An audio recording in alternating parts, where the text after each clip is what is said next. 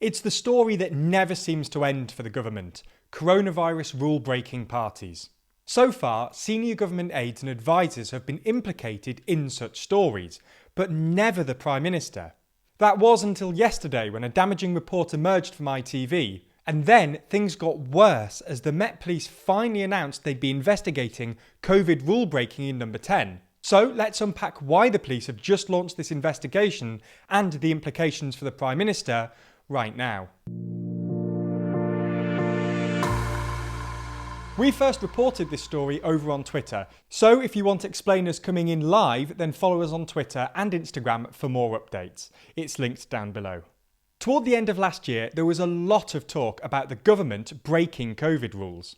But, as I just said, these revelations never directly implicated the Prime Minister. While one picture from Friday the 15th of May 2020 did appear to show the Prime Minister drinking wine and eating cheese in the back garden of Number 10, it has since been claimed that this was just a meeting that ran over. Well, at least this is what has been claimed by Dominic Cummings. If you don't believe Cummings, and if you believe that this was primarily a social activity, then this was likely a lockdown breach. The key point here, though, is that there are two interpretations. There's nothing definitive in the public domain showing that the Prime Minister and other senior figures have broken lockdown rules. Last week, though, Cummings claimed that while the Friday the 15th of May gathering didn't break lockdown rules, a gathering on Wednesday the 20th of May did.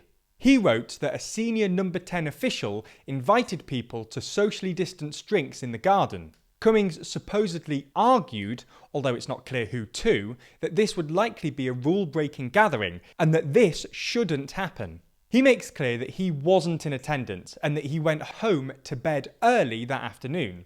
The thing is, Dominic Cummings could have his own ulterior motive. He had his power at Number 10 challenged and left, and probably has a few scores he wants to settle. Naturally then, people don't take him at his word. Now though, we don't have to. Last night, ITV News published an email they obtained from an anonymous source, showing an email invite from Martin Reynolds, the principal private secretary of the Prime Minister. In the email, he writes, "After what has been an incredibly busy period, it would be nice to make the most of the lovely weather and have some socially distanced drinks in the Number 10 garden this evening. Please join us from 6 p.m. and bring your own booze." According to ITV News, the Prime Minister and his now wife Carrie Symonds were at the gathering, alongside roughly 40 others. It's not clear why they claim this, and no evidence is provided for the claim. It's likely that whoever leaked the email personally attested to the Prime Minister's presence.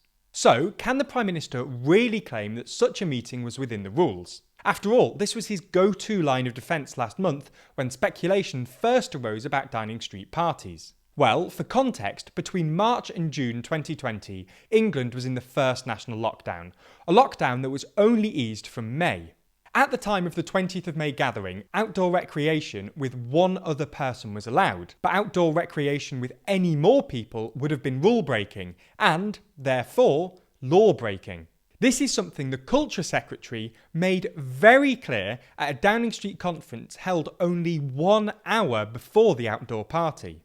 You can spend time outdoors and exercise as often as you like, and you can meet one person outside your household in an outdoor public place, provided that you stay 2 metres apart.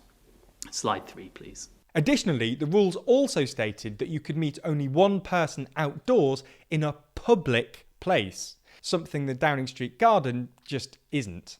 The bitter irony of the conference held 1 hour before the party is only compounded by this video released by the Met Police 3 hours before the party.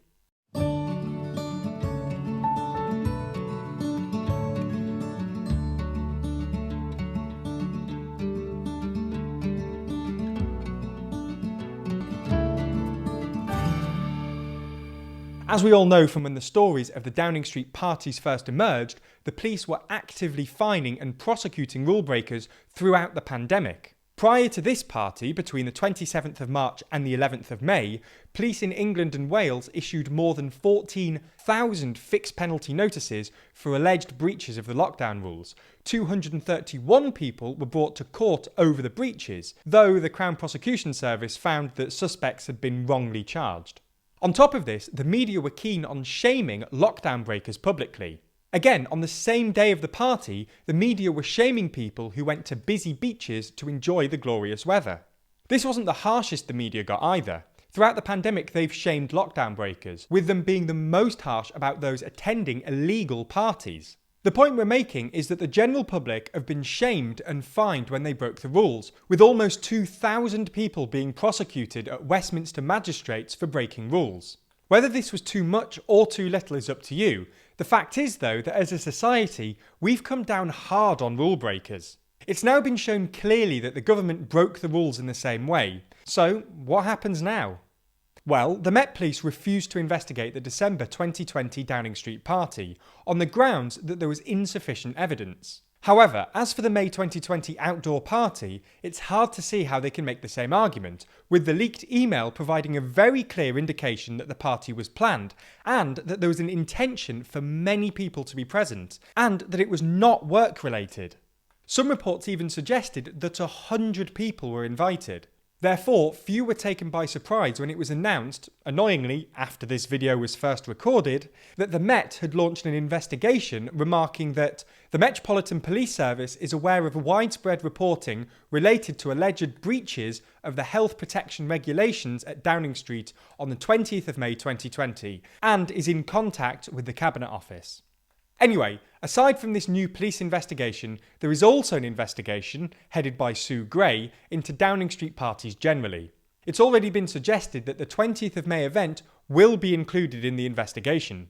Unlike the police investigation, though, it will be unable to issue any fines. However, it could act as a bolstering force, adding weight to the police's findings about the party.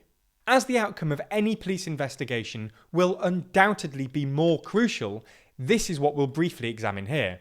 If this police investigation finds that the party broke the law, then one of two things could happen. The government could try and push back and use a loophole in the law which exempts them, or they could accept and pay the fine. If the former action is taken, then the view that there's one rule for them and another for the rest of us will be all but consolidated. This, in turn, could signal to the Red Wall Tories that their constituents are becoming restless and that they're at risk of losing their job in the next election. Therefore, they may reason, a change at the top is necessary.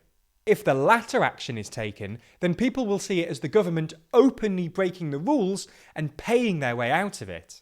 Again, this wouldn't go down well with Red Wall Tories. The Prime Minister would still be at risk of being unseated by his own party.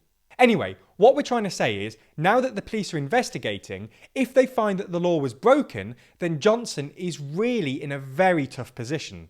His backbenchers are already annoyed about the other lockdown breaking stories, but at least Johnson wasn't present at them. This story then might be the last straw, and could lead to the Prime Minister's downfall that many have been predicting for weeks. But what do you think? Is this a smoking gun? Do you support the police investigating this incident? Let us know your thoughts in the comments below. Also, if you head over to our Twitter account right now, you can vote on whether this is the straw that breaks the camel's back or not. It's linked down below. As always, be sure to subscribe to the channel and hit the bell icon to be notified every time we release a new video. Special thanks to our Patreon backers who make videos like this one possible. And if you want to see your name at the end of videos, then sign up by clicking the link below. I'm off to bed. Cool. Hopefully that was good.